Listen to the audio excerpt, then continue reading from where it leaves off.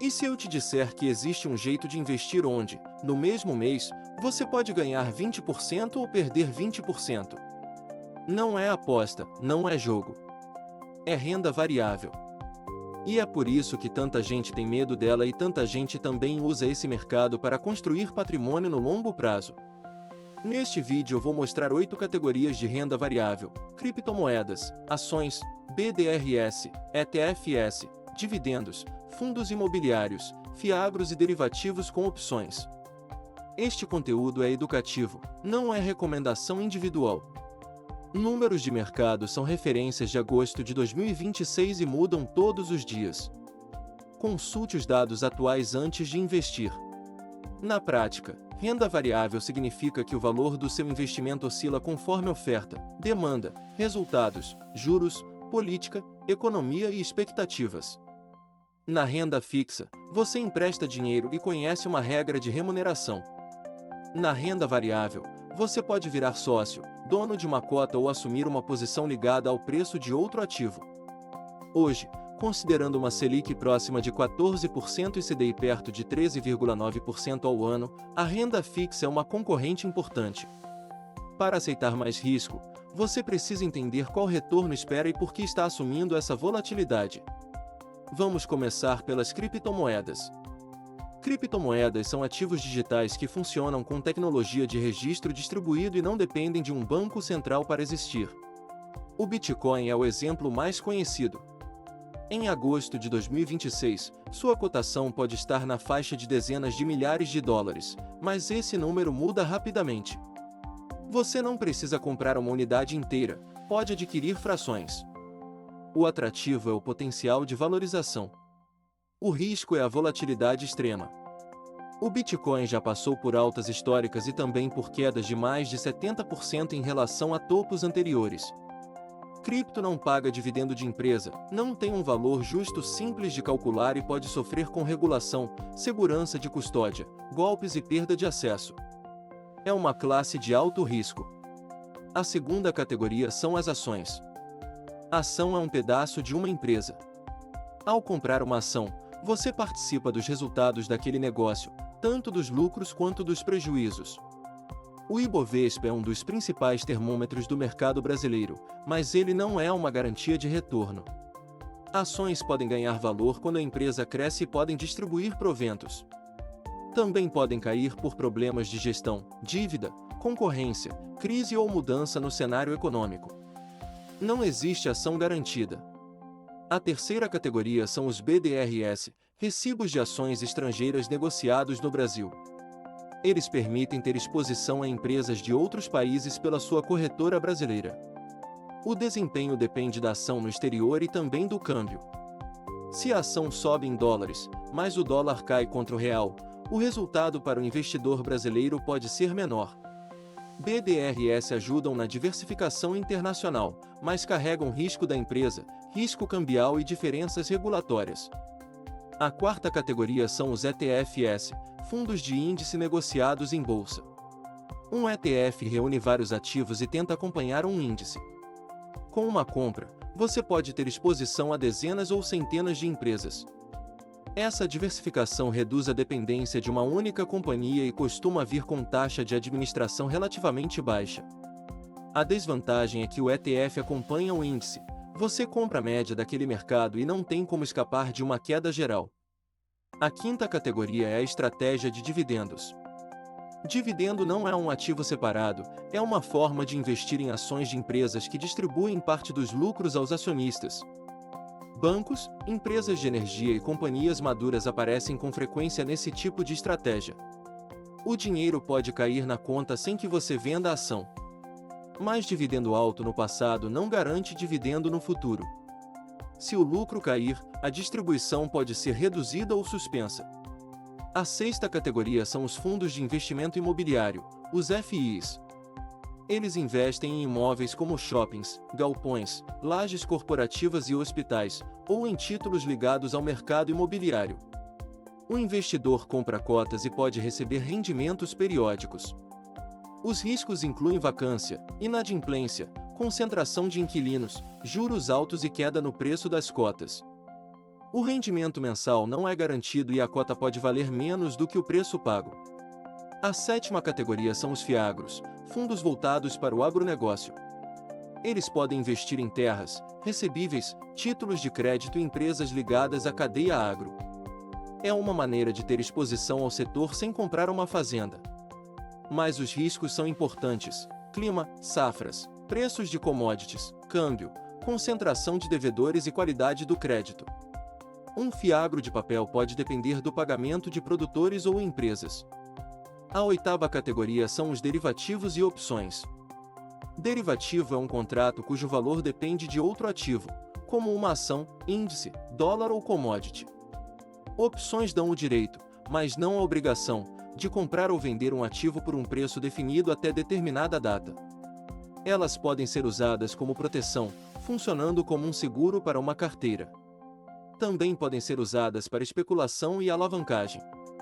Com pouco dinheiro, você controla uma posição maior, multiplicando ganhos e perdas. É possível perder 100% do valor investido em uma operação de opções. Esse mercado exige conhecimento e não costuma ser ponto de partida para iniciantes. Agora vamos comparar o risco. Dentro da renda variável, ETFs amplos podem oferecer diversificação. Ações de empresas maduras podem ser menos concentradas, mas continuam oscilando.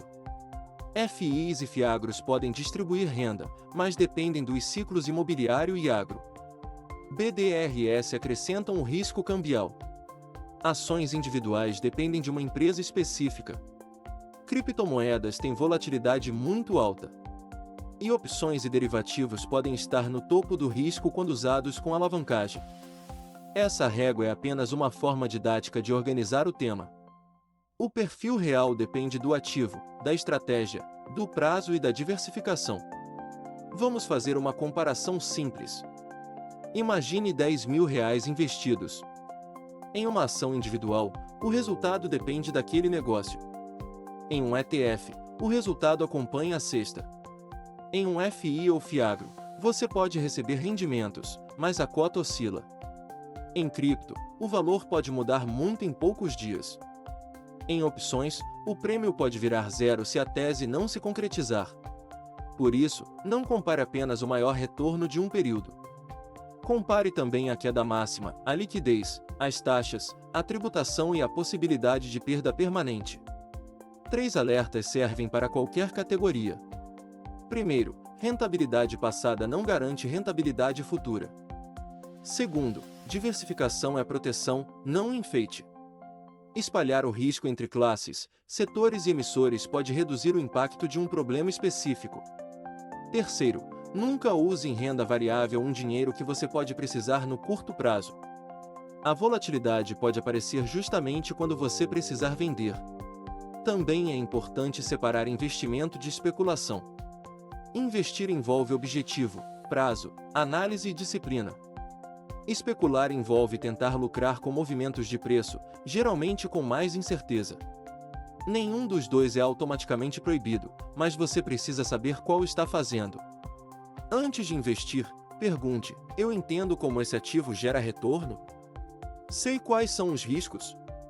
Consigo suportar uma queda? Existe liquidez? Qual é o custo? Como funciona o imposto?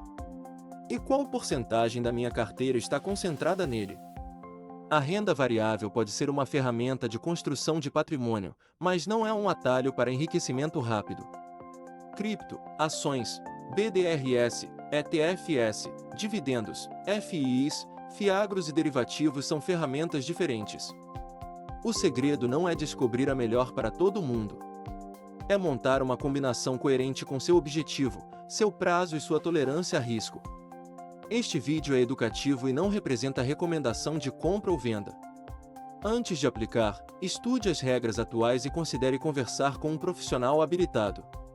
Se este vídeo ajudou a organizar as 8 categorias de renda variável, deixe o like, comente qual delas você quer entender melhor e inscreva-se para acompanhar mais conteúdos de investimentos explicados de forma simples. Até o próximo vídeo.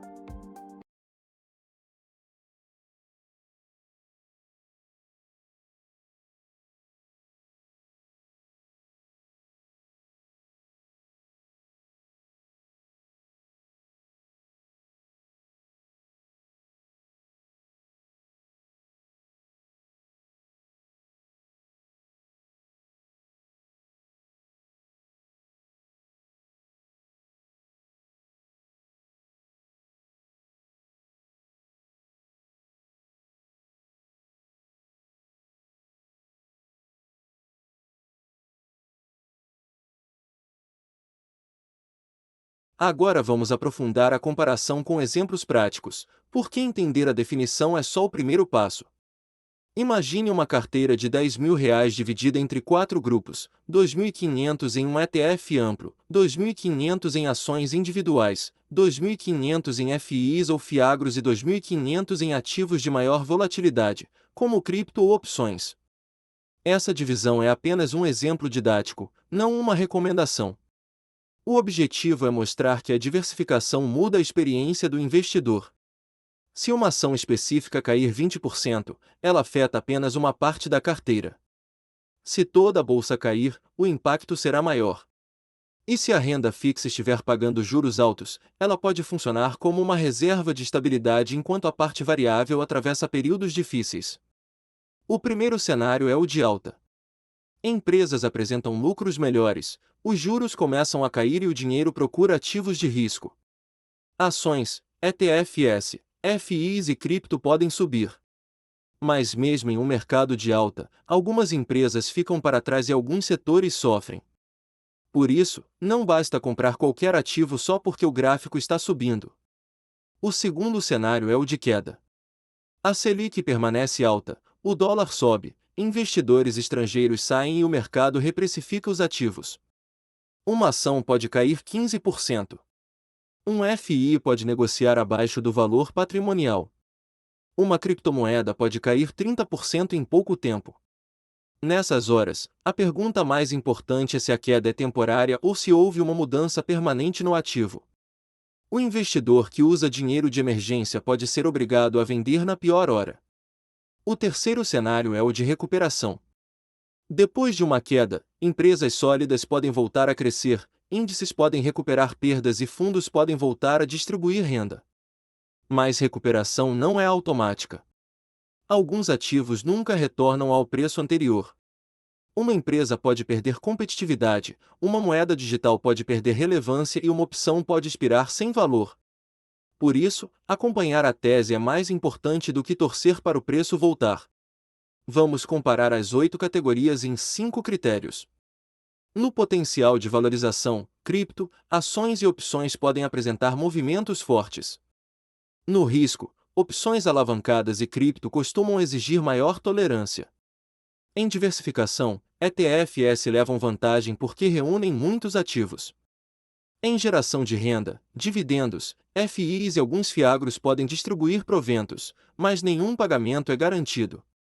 Em liquidez, ações, ETFs e cripto geralmente são negociados com facilidade, enquanto alguns FIAGROS e opções podem ter menor volume. Os custos também importam. ETFs têm taxa de administração. Fundos podem cobrar gestão e performance. Corretoras podem cobrar corretagem ou emolumentos. Cripto pode envolver spread e taxa de saque. Opções têm custos de negociação e risco de exercício. O retorno que aparece no gráfico não é necessariamente o retorno líquido que chega ao seu bolso. Tributação também varia. Ações, ETFs, cripto, fundos e derivativos podem ter regras diferentes de apuração e declaração. Dividendos podem seguir regras próprias, e mudanças legais podem ocorrer. Consulte sempre as normas atuais e mantenha registros das compras, vendas, custos e resultados. Outro conceito importante é a correlação. Se todos os ativos da sua carteira caem juntos, você não está realmente tão diversificado quanto imagina. Ter 5 ações do mesmo setor não é o mesmo que ter exposição a setores, países e fatores diferentes. Um ETF internacional pode reagir a eventos diferentes dos ativos brasileiros. Um FIAGRO pode responder a clima e commodities, enquanto uma empresa de tecnologia responde a inovação e crescimento. Diversificar não elimina perdas, mas pode reduzir a dependência de uma única